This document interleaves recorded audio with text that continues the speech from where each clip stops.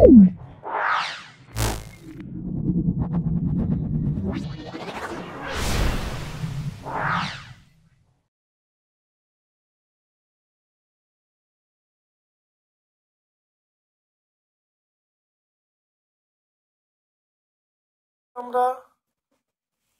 15তম school Bishnupur high school solve করছি। ভিডিওটা প্রথম থেকে শেষ পর্যন্ত দেখো, অবশ্যই ভিডিওতে উপকৃত হবে। যদি ভালো লাগে লাইক করবে, যারা চ্যানেলটাকে সাবস্ক্রাইব করোনি চ্যানেলটাকে সাবস্ক্রাইব করে দেবে, বেল বাটনে ক্লিক করে দেবে। চলে এসো আজকের প্রথম প্রশ্নে। গ্রিন হাউস এফেক্টের জন্য দায়ী, গ্রিন হাউস এফেক্টের জন্য দায়ী এটা হলো ইনফ্রারেড রশ্মি, অতি বেগুনি রশ্মি, গামা রশ্মি, আলফা রশ্মি। তাহলে গ্রিন হাউস এফেক্টের জন্য দায়ী সেটা আমরা বলবো ইনফ্রারেড রশ্মি। হ্যাঁ, ইনফ্রারেড রশ্মি গ্রিন হাউস এফেক্টের জন্য দায়ী। তারপর দেখে নাও এসটিপি। দেখে নাও এসটিপিতে 2.24 লিটার CO2 ভর কত? 2.24 লিটার CO2 ভর আমরা বলবো সেটা হলো 4.4।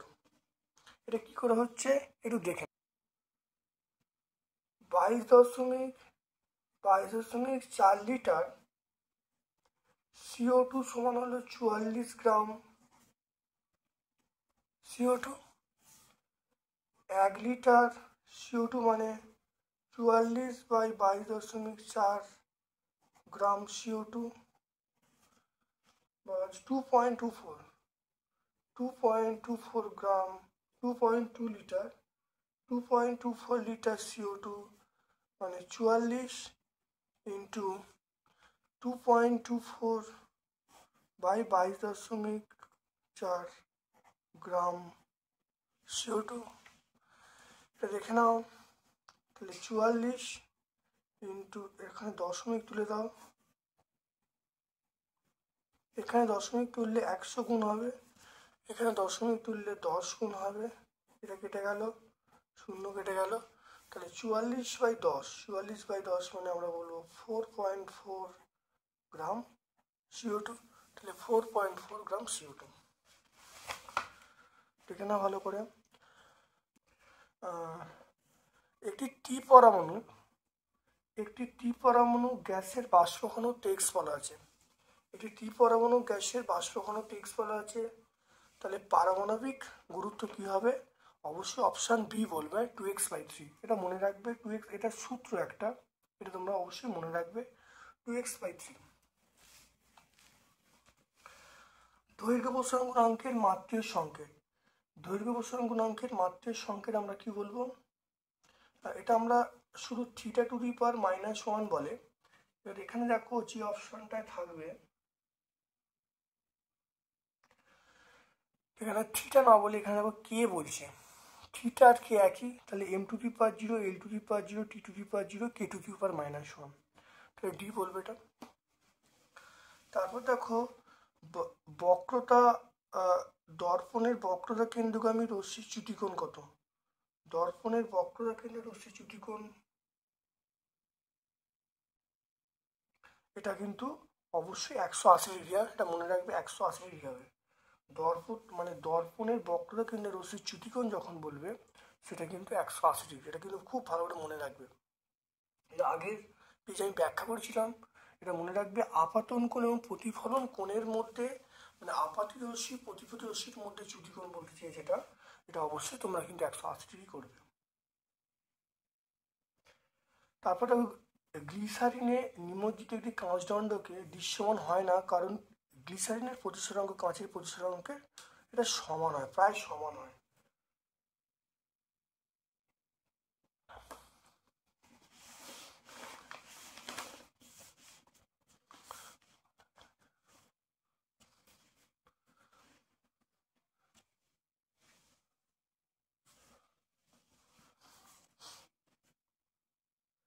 তারপর দেখো গৃহস্থলীর, দেখে নাও গৃহস্থলীর যন্ত্রপাতিগুলির ক্ষেত্রে কোন রাশিটি সমান থাকে?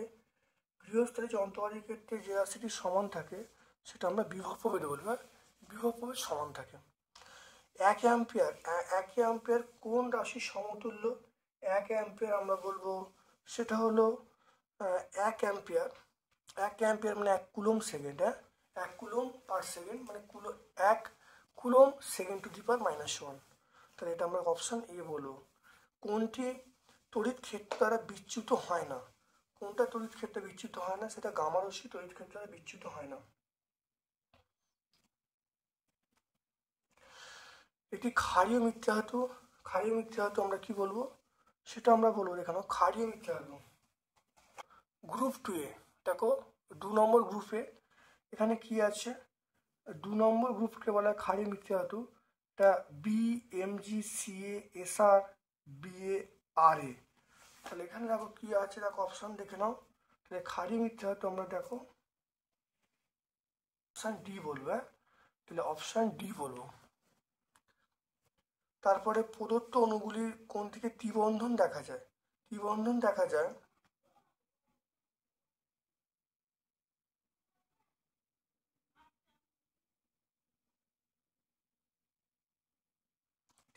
দেখা যায় সেটা আমরা নাইট্রোজেন বলবো। NaCl এ চলিত দ্রবণে তড়িৎ বিশ্লেষণ করলে ক্যাথোডে কি উৎপন্ন হয়? NaCl এ তড়িৎ বিশ্লেষণ করলে ক্যাথোডে দেখো Na ধাতু উৎপন্ন হবে। Na ধাতু। ক্যাথোডে কি উৎপন্ন হবে? ক্যাথোডে দেখো Na ধাতু উৎপন্ন হবে।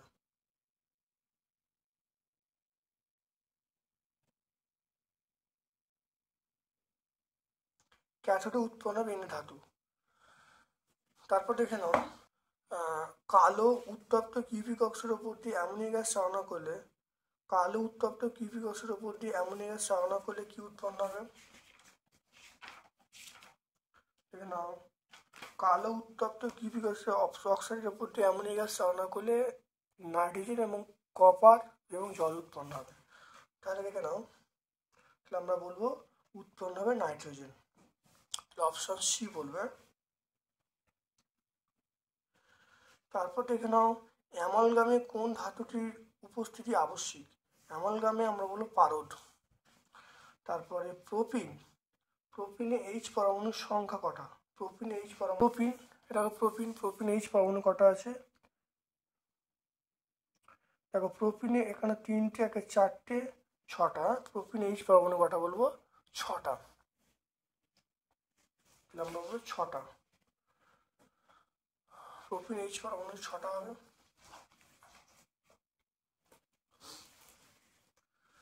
এরপরে প্রশ্ন চলে এসো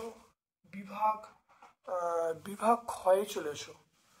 বায়ুমণ্ডলে কোন স্তরের অপর নাম শান্তমণ্ডল? শান্তমণ্ডল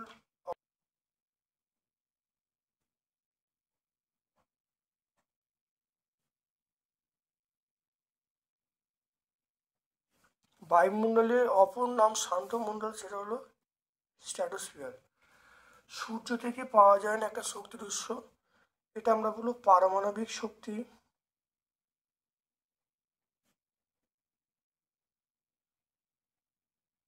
পারমাণবিক শক্তি বলবো, ভূতাপ শক্তি বলবো। এর মধ্যে হবে বায়োমাস কাকে বলে? দেখে নাও বায়োমাস কাকে বলে। বায়োমাস দেখে নাও, যেখানে এখানে বায়োমাস আছে দেখে নাও। কৃষিজাত বর্জ্য গাছপালা, আখের ছিবড়া, ভুসি, শাকসবজি, ফলমূলের রান্না, খোসা, কৃষিজাত বর্জ্য, পচা গাছপালা, আখের ছিবড়া, ভুসি, শাকসবজি, ফলমূলের খোসা, রান্নাঘরের অব্যবহৃত জৈব যৌগ এবং কচুরিপানা, মলমূত্র, এগুলি দিয়ে তৈরি পদার্থকেই আমরা বলবো একত্রে বলবো বায়োমাস বলবো। 8, এটা আমরা পেজ নাম্বার 8 বলবো, পেজ নাম্বার 8। তারপরে পি চাপে দেখে নাও, পি চাপে টি তাপমাত্রায় ভি আয়তন হিলিয়াম গ্যাসের অণুর সংখ্যা n। একই চাপে ও তাপমাত্রায় আয়তন 3b হলে O2 গ্যাসের অণুর সংখ্যা হবে 6n। এটা মিথ্যা হবে, এটা মিথ্যা। চার্লস সূত্রের ধ্রুবকগুলি কী কী? গ্যাসের ভর আর গ্যাসের চাপ, গ্যাসের ভর ও গ্যাসের চাপ। তাপের সবচেয়ে সুপরিবাহী ধাতু হলো, তাপের সবচেয়ে সুপরিবাহী ধাতু, এটা ধাতু নয়, এটা হলো অধাতু। এটা হলো তাপের সবচেয়ে সুপরিবাহী ধাতু, হিরে ধাতু না, এটা অধাতু, তো এটাও মিথ্যা। তারপর দেখো কঠিন পদার্থের দৈর্ঘ্য প্রসারণ গুণাঙ্ক আয়তন প্রসারণ গুণাঙ্কের মধ্যে সম্পর্ক। তাহলে দৈর্ঘ্য প্রসারণ গুণাঙ্ক আলফা আর আয়তন প্রসারণ গুণাঙ্ক গামা, তাহলে আলফা সমান গামা বাই 3।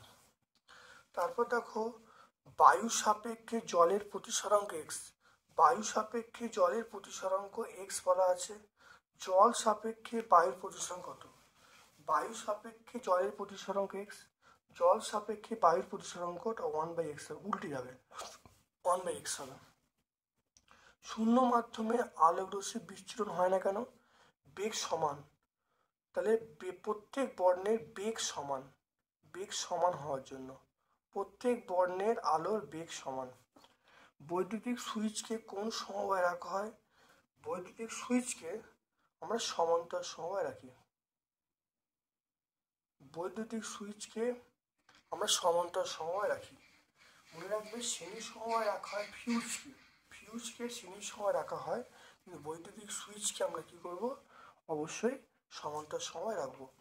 তড়িৎ প্রবাহমাত্রার ব্যবহারিক একক আমরা বলবো অ্যাম্পিয়ার।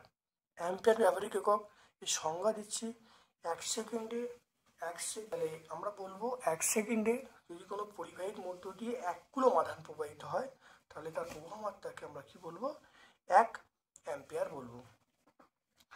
পৃথিবীর পয়সা নির্ণয় করার জন্য আমরা কোন তেজস্ক্রিয় আইসোটোপ ব্যবহার করি? দেখে নাও, পৃথিবীর পয়সা নির্ণয় করার জন্য আমরা লেড আইসোটোপ এটা আমরা ব্যবহার করি। পৃথিবীর পয়সা নির্ণয় করার জন্য আমরা লেড পিবি 206 বলবো।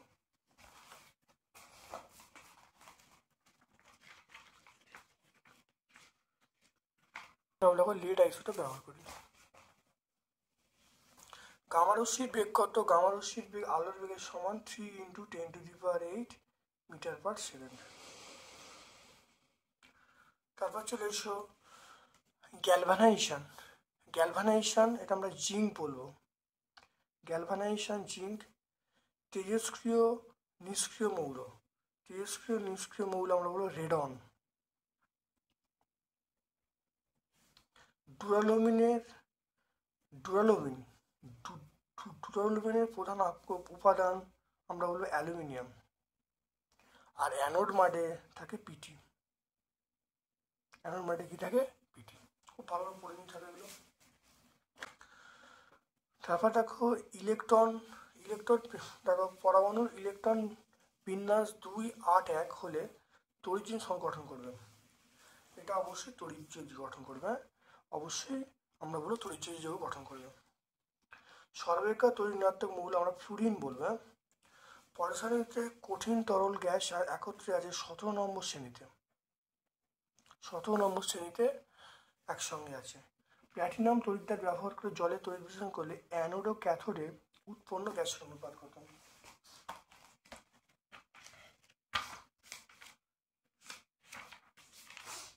ঠিক না, উৎপন্ন দেখো গ্যাসের আয়তন অনুপাত 2:1, ভরের অনুপাত তাহলে আয়তন অনুপাত 2:1, ভরের অনুপাত সেটা হলো 1:8। অবশ্যই প্রথমে হাইড্রোজেন তারপর অক্সিজেন। ক্যাথোডে দেখো উৎপন্ন হচ্ছে ক্যাথোডে হাইড্রোজেন, তাহলে হাইড্রোজেন অক্সিজেন অনুপাত, ক্যাথোডে এবং হাইড্রোজেন, অ্যানোডে অক্সিজেন। দেখতে পাচ্ছ ক্যাথোডে হাইড্রোজেন, অ্যানোডে অক্সিজেন, তাহলে বরফ দেখে নাও, বরফ কারখানায় কোল্ড স্টোরেজ শীতলীকরণের কাজে কোন গ্যাসটা ব্যবহার করা হয়? তাহলে কোল্ড স্টোরেজে আমরা নাইট্রোজেন গ্যাস ব্যবহার করবো। আমরা কি বলবো? আমরা নাইট্রোজেন গ্যাস ব্যবহার করব। ধাতবমূলক শনাক্তকরণে কোন গ্যাস ব্যবহার করা হয়? আমরা ব্যবহার করি H2S ব্যবহার করি। তবে ক্ষার ক্ষারকীয় কপার কার্বনেটের বর্ণ কেমন? ক্ষারকীয় কপার কার্বনেট,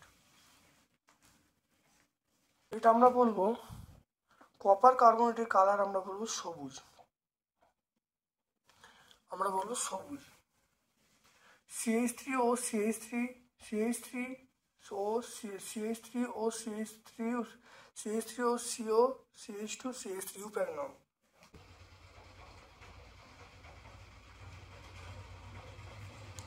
এটার নাম হবে বিউটেন।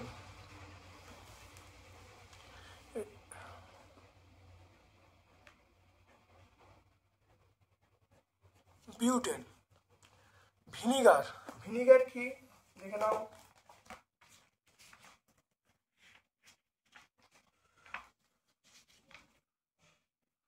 দেখে নাও অ্যাসিটিক অ্যাসিডের, দেখে নাও অ্যাসিটিক অ্যাসিডের 5 থেকে 8% জলীয় দ্রবণকে আমরা ভিনিগার বলবো। অ্যাসিটিক অ্যাসিডের 5 থেকে 8% জলীয় দ্রবণকে আমরা ভিনিগার বলবো। এটা পেজ নাম্বার 147 পেয়ে যাবো। পিভিসি, পিভিসির মনোমার এবং সংকেত। পিভিসির মনোমার হলো ভিনাইল ক্লোরাইড, সংকেত হলো CH2 ডবল বন্ড CHCl।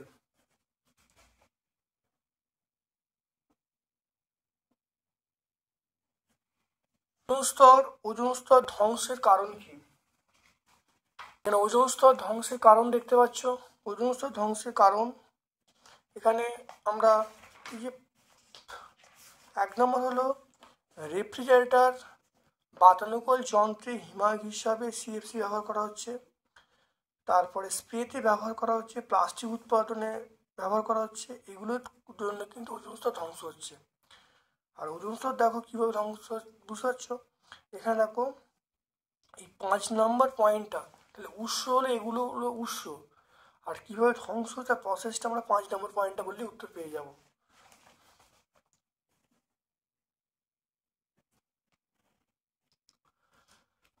তারপরে দেখো স্থির উষ্ণতায় নির্দিষ্ট ঘরের গ্যাসের আয়তন বলা আছে 200 সিসি। চাপ হ্রাস করে প্রাথমিক চাপের অর্ধেক করলে আয়তন কত হবে? দেখে নাও 3.2 দেখে নাও।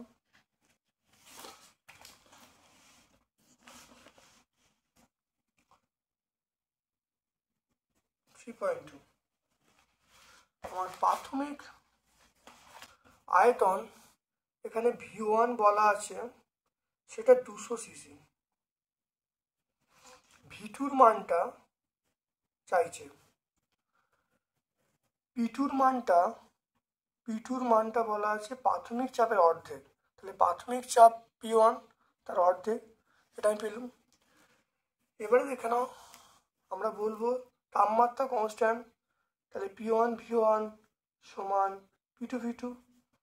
এখানে দেখে নাও তাহলে P1টা বসানো হলো, V1 মান এটা 200 হবে। আর এখানে দেখো P2 মান হাফ ইন্টু P1, আর V2 মান চাইছে, তাহলে এটা করলে কত হবে? দেখো P1 কেটে গেল, তাহলে V2 সমান দেখো এটা গুণ করলে 400 হলো, তাহলে V2 সমান 400। অতএব অন্তিম আয়তন কত হবে? সেটা 400 সিসি হবে। খুব ভালোভাবে বুঝে নাও, V1 এর মান দেওয়া আছে, V2 এর মান চাইছে, P2টা বলা আছে প্রাথমিকের অর্ধেক, তাহলে প্রাথমিকটা P1 তার অর্ধেক মানে 1/2। যেহেতু তাপমাত্রা স্থির, আমরা বলবো P1 V1 সমান P2 V2, মানগুলো বসিয়ে দিয়েছি, তাহলে V2 মান পেয়ে 400, তাহলে অন্তিম আয়তন পেয়ে গেলাম 400 সিসি। তারপরে দেখে নাও 27 ডিগ্রি সেন্টিগ্রেড তাপমাত্রায় 2280 মিমি চাপে 0.5 মোল মিথেনের আয়তন কত হবে? দেখে নাও।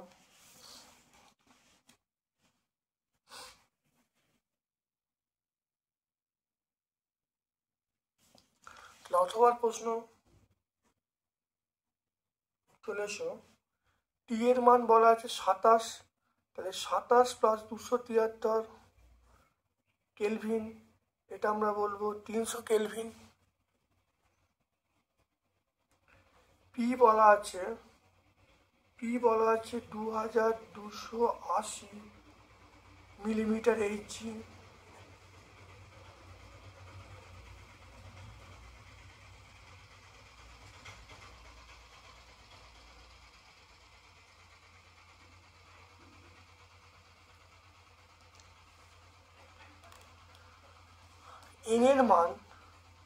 এনের মান বলা আছে 0.5 মোল। এনের মান বলা আছে 0.5 মোল। এরমভাবে করিনি, দেখে নাও। আমি এটা করিনি 2280 বাই 760 করে দিই। এটা 760 করলে এটিএম চলে আসবে, 0 কেটে গেল, এটা এটিএম বলতে বায়ুমণ্ডলের চাপ চলে এলো। এরপরে আমরা আর এর যে মানটা লিখবো, আর এর মান লিখবো 0.082। এটা atm liter mole inverse kelvin inverse, এটা আর এর মান। তাহলে আমরা এখান থেকে বলবো, আমরা জানি পিভি সমান এনআরটি, এখান থেকে আমরা ভি এর মান বার করব, ভি সমান এনআরটি বাই পি। এন এর মান বলা আছে 0.5, আর এর মান 0.082, টি এর মান 300, পি এর মান এটা হবে এই মানটা, দেখো পি এর মান এই মানটা বসাবো। তাহলে 2000 দেখো 228 বাই 76। এখান থেকেও ভি এর মান বার হচ্ছে 0.5 into 0.082 into 300 into 76 by 228।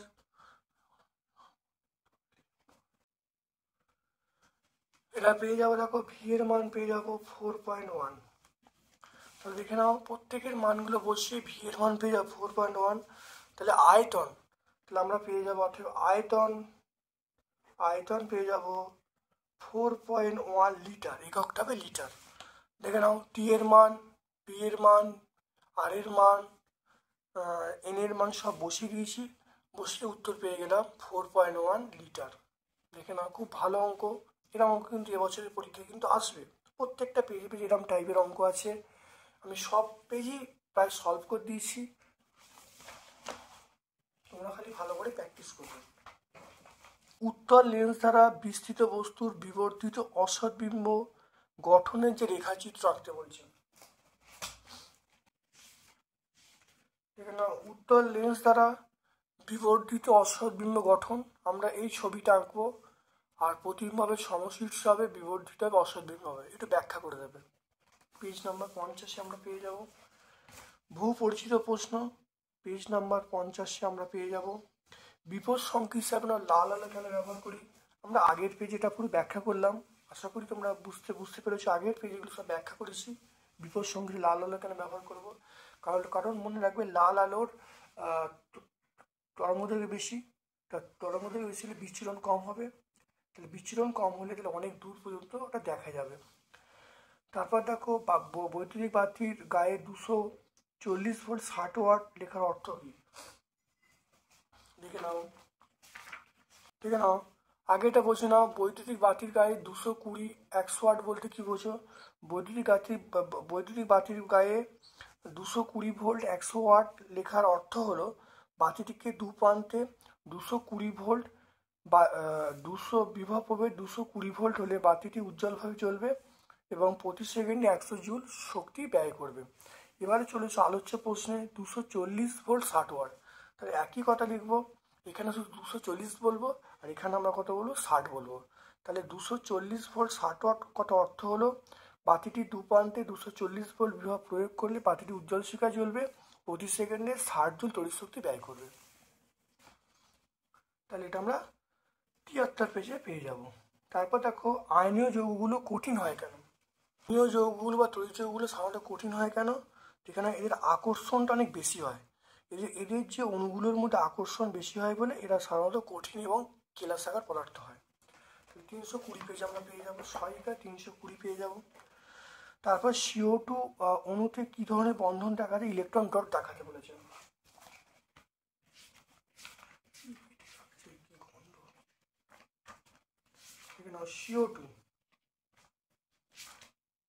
CO2 অণুতে ইলেকট্রন ডট খুব ভালো দেখে নাও। CO2 অণুতে ইলেকট্রন ডট খুব ভালো দেখে নাও, এটা ভালো ব্যাখ্যা করবে। CO2 অণুতে আমরা বলবো দেখো সমজীবী বন্ধন, CO2 অণুতে আমরা সমজীবী বন্ধন দেখতে পাবো। আর ইলেকট্রন ডট আমরা এটা বলে দেবো, তাহলে 109 পেজে বলে দেবো। একটি সময় যৌগের নাম লেখো যা একটি সময় যৌগের নাম লেখো এবং ইলেকট্রন ডট দেখাও। একটি সময় যৌগের নাম লিখতে বলছে এবং ইলেকট্রন ডট দেখাতে বলেছে। সময় যৌগ তুমি একটা বলো হাইড্রোজেন বলো, তাহলে হাইড্রোজেন ইলেকট্রন ডট লিখে দেবে। তাহলে হাইড্রোজেন হলো সময় যৌগ, তাহলে ইলেকট্রন ডট তোমরা দেখিয়ে দেবে। তারপর দেখে নাও নাইট্রোলিয়াম কি অতি তপ্ত স্টিম দ্বারা নাইট্রোলিয়ামের আদ্য বিশ্লেষণ করলে কোন গ্যাস পাওয়া যাবে। আগে দেখে নাও নাইট্রোলিয়াম কাকে বলে।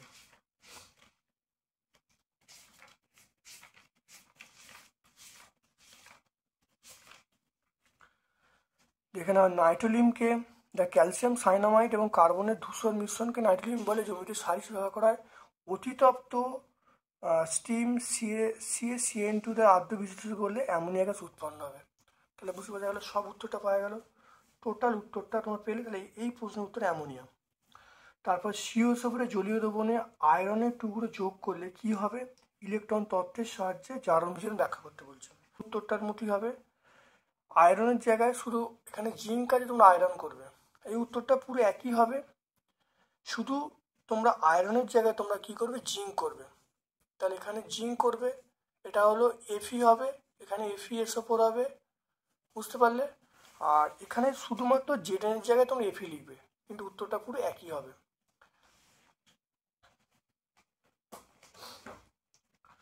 তারপর দেখো মিটার স্কেল তৈরিতে আমরা ব্যবহার করি ইনভার ধাতু। ইনভার ধাতু ব্যবহার করি, সংকর ধাতু। এর উপাদানগুলো কি কি দেখে নাও।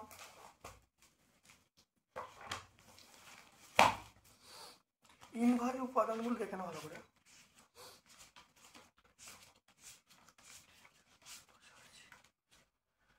এখানে ইনভারের উপাদানগুলো লোহা, নিকেল এবং সামান্য কার্বন।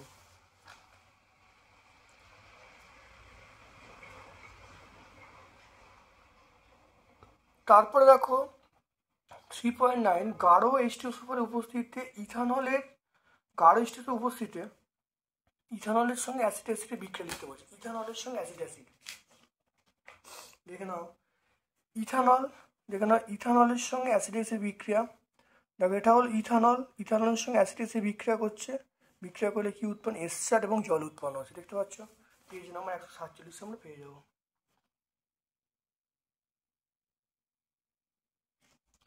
এটা আমরা C2 বলবো। C2H6O এর সমবয়ব লিখতে বলছে, এর নামও সংকেত। ঠিক আছে, সমবয়বগুলো দেখে নাও। সমবয়ব একটা হলো ইথাইল অ্যালকোহল আর একটা হলো ডাইমিথাইল ইথার, দেখতে পাচ্ছ। তারপর দেখে নাও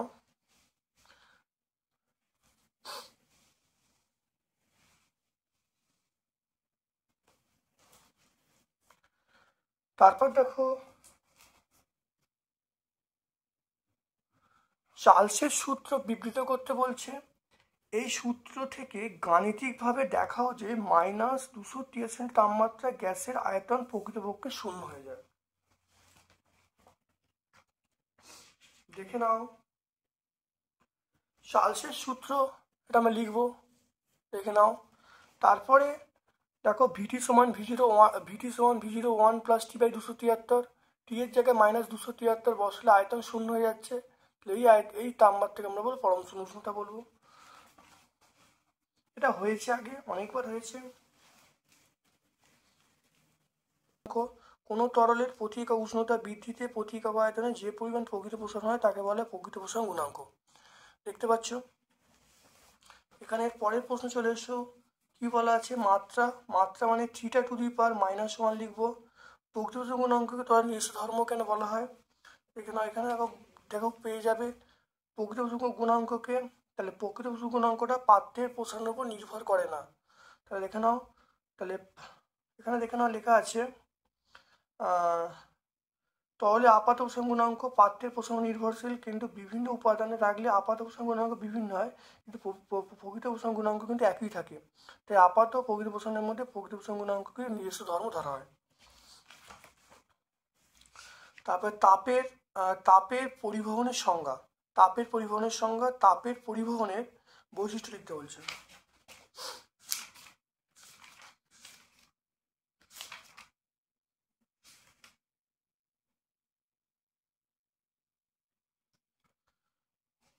যেখানে তাপের পরিবহন অর্থাৎ তাপ সঞ্চালনের যে পদ্ধতিতে তাপ উষ্ণতর স্থান থেকে শীতলতর স্থানের দিকে যায় এবং অণুগুলোর কোনো স্থানচ্যুতি হয় না, তাকে তাপের পরিবহন বলে। এর বৈশিষ্ট্য হলো অণুগুলোর কোনো স্থান পরিবর্তন ঘটে না, আর উষ্ণতর স্থান থেকে তাপটা শীতলতর স্থানের দিকে যায়। এই দুটো বৈশিষ্ট্য তোমরা বলবে। তারপর দেখে নাও প্রতিসরণের সূত্রগুলো লিখতে বলছে। দৃশ্যমান কোন আলোর ক্ষেত্রে প্রতিসরাঙ্ক সর্বাধিক হয়? আমরা বলবো রৈখিক বিবর্তন n সমান আমরা বলবো প্রতিবিম্বের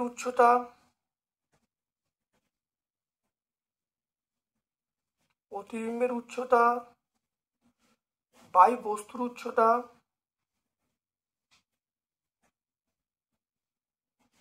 সমান বলবো প্রতিবিম্ব দূরত্ব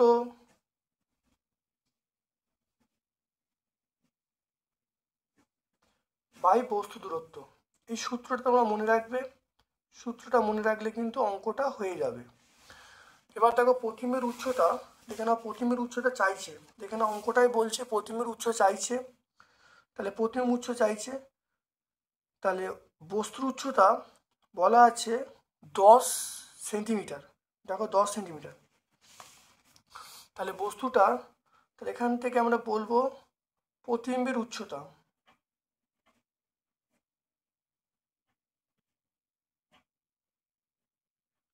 বস্তুর উচ্চতা কত?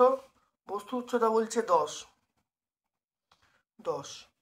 তারপর দেখো প্রতিবিম্বের দূরত্ব দেখো লেন্স থেকে 30 সেন্টিমিটার দূরে প্রতিবিম্ব তৈরি হলো এবং দেখো 20 সেন্টিমিটার দূরে একটা বস্তু আছে, তাহলে প্রতিবিম্বের দূরত্ব কত? 30। তাহলে আমরা বলবো 30 আর বস্তু দূরত্ব কত? 30/20 আমরা বলবো। তাহলে প্রতিবিম্ব দূরত্ব 30, বস্তু দূরত্ব 20। এবার এখান থেকে দেখে নাও, তাহলে আমরা প্রতিবিম্বের উচ্চতা পেয়ে যাব।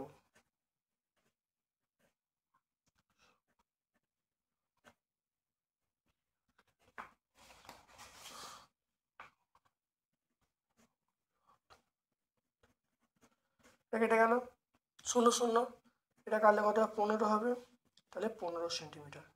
তাহলে প্রতিবিম্বের উচ্চতা কত হবে? 15 সেন্টিমিটার। দেখে নাও এই 10টা উপরে গুণ হয়ে গেল, 0 0 কেটে গেল, 30/2, 30/15, 15 সেন্টিমিটার। প্রতিবিম্বের উচ্চতা পেয়ে গেলাম 15 সেন্টিমিটার। দেখে নাও খুব ছোট্ট অঙ্ক, ভালো করে করবে। 3 নাম্বার অবশ্যই পরীক্ষায় এরকম ধরনের অঙ্ক কিন্তু পরীক্ষা আসে। তারপর দেখে নাও মৌলিক বর্ণগুলো কি কি?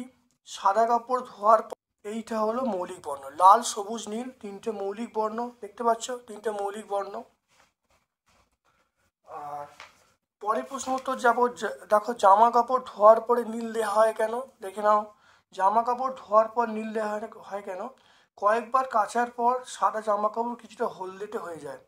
উপযুক্ত পরিমাণ নীল জলে গুলে ওই জামা কাপড় ডোবালে হলদে ভাব কেটে যায়, কারণ ধপধপে সাদা লাগে, কারণ নীল এবং হলুদ পরস্পরে পরিপূরক।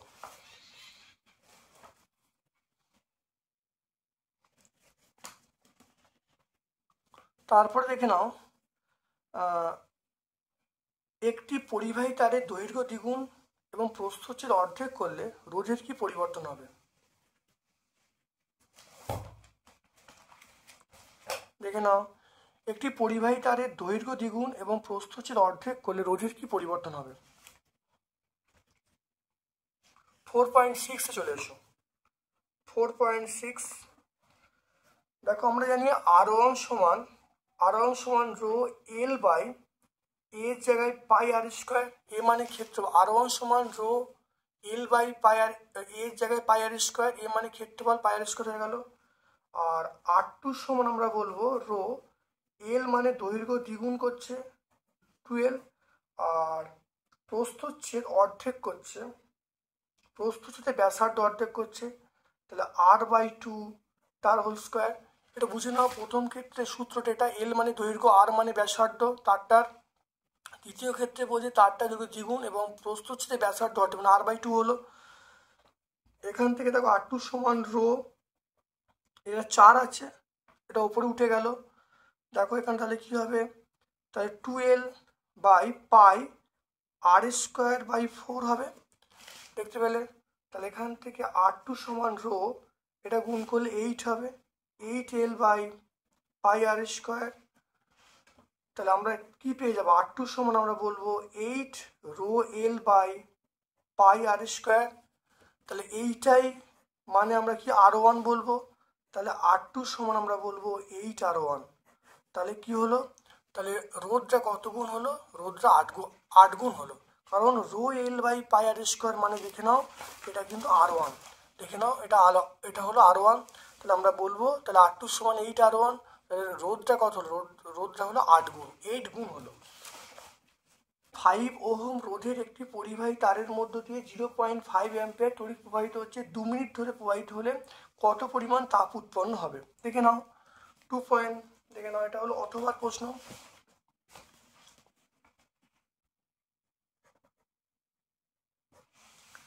আর এর মান এখানে বলা আছে 2.5 ওহম, আর আয়ের মান দেওয়া আছে 0.5 অ্যাম্পিয়ার, আর সময় 2 মিনিট, 2 মিনিট মানে 2 × 60 সেকেন্ড করব।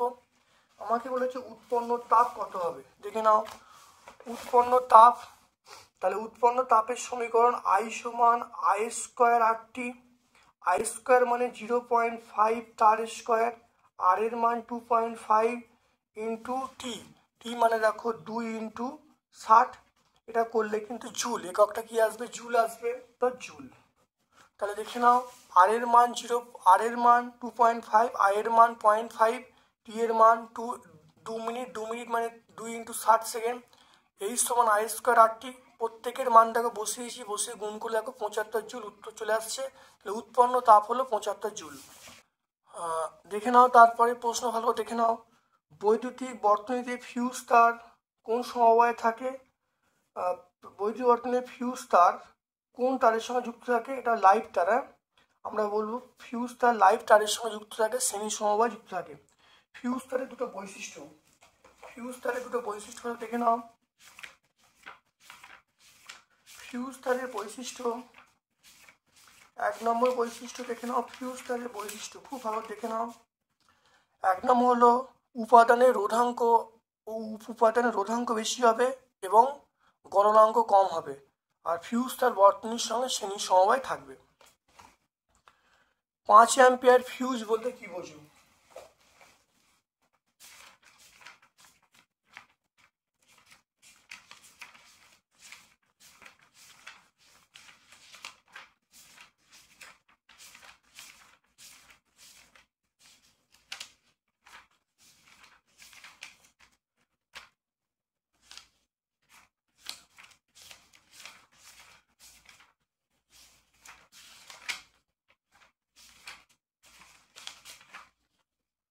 দেখে নাও 5 অ্যাম্পিয়ার ফিউজ বলতে ওই তারের মধ্য দিয়ে সর্বাধিক 5 অ্যাম্পিয়ার তড়িৎ যেতে পারবে এবং ওর বেশি গেলে তারটি গলে যাবে এবং সংযোগ বিচ্ছিন্ন করে দেবে।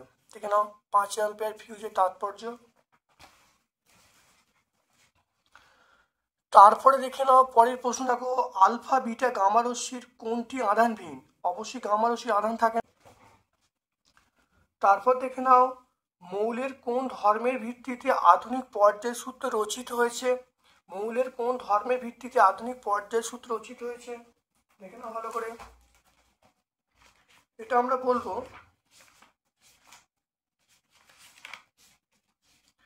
দেখুন আধুনিক পর্যায় সূত্র রচিত হয়েছে, দেখো মৌলের ভৌত রাসায়নিক ধর্ম তাদের পরমাণু ক্রমাঙ্ক বৃদ্ধির সঙ্গে পর্যায়ক্রমে পুনরাবৃত্তি হয়, তাহলে এটা হলো পরমাণু ক্রমাঙ্ক, তাহলে উত্তর হবে পরমাণু ক্রমাঙ্ক। তারপর দেখে নাও হাইড্রোজেনের সঙ্গে, দেখে নাও হাইড্রোজেনকে ক্ষার ধাতু মানে হাইড্রোজেনকে ক্ষার ধাতুর সঙ্গে রাখার দুটো যুক্তি লিখতে বলছে। খুব ভালো করে দেখে নাও হাইড্রোজেনকে কেন ক্ষার ধাতুর সঙ্গে রাখা হয়েছে, তার দুটো যুক্তি দেখে নাও। হাইড্রোজেনকে ক্ষার ধাতুর সঙ্গে রাখার দুটো যুক্তি বা সাদৃশ্য, 1 নম্বর হলো এরা হলো তড়িৎ ধনাত্মক মৌল, একযোজী তড়িৎ ধনাত্মক মৌল। 2 নম্বর হলো ক্যাটায়ন উৎপন্ন করে। 3 নম্বর হলো ক্ষার এবং হাইড্রোজেনের সঙ্গে হাইড্রোজেনের বিজারণ ধর্ম লক্ষ্য করা যায়। দুটো পয়েন্ট তোমরা লিখে দেবে এখানে তোমরা দুটো পয়েন্ট লিখে দেবে। এটা হলো সাদৃশ্য। আর যদি তোমরা বৈসাদৃশ্য দেখো তাহলে দেখে নাও বৈসাদৃশ্য হলো তাহলে হাইড্রোজেন অধাতু এবং দেখে নাও হাইড্রোজেন অধাতু এবং সাধারণ তাপমাত্রা ত্রিপরমাণু গ্যাস, অপরদিকে ক্ষার ধাতু হলো 1 পরমাণু। তারপর দেখো লাস্ট প্রশ্ন চলে এসো, আজকে লাস্ট প্রশ্ন। প্রদত্ত মৌলগুলিকে ক্রমবর্ধমান ধাতব ধর্ম অনুসারে সাজাতে বলছে, MgSrBeCa।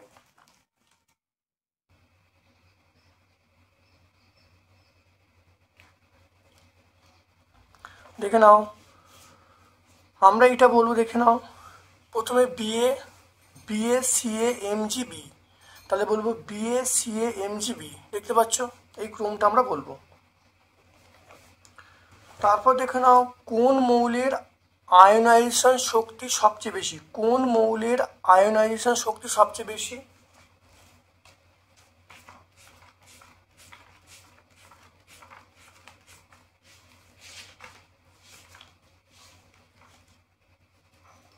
দেখে নাও এটা বলবো হিলিয়াম। হিলিয়ামের সবচেয়ে বেশি, এটা আমরা বলবো হিলিয়াম। তাহলে আজকে আমরা 15তম স্কুলটা সলভ করলাম। ভিডিওটা প্রথম থেকে শেষ পর্যন্ত দেখো, আশা করি তোমরা উপকৃত হবে। এটাই লাস্ট সেট। সকলকে ধন্যবাদ এবং শুভকামনা জানিয়ে আজকের মতো ভিডিও শেষ করলাম। Thank you.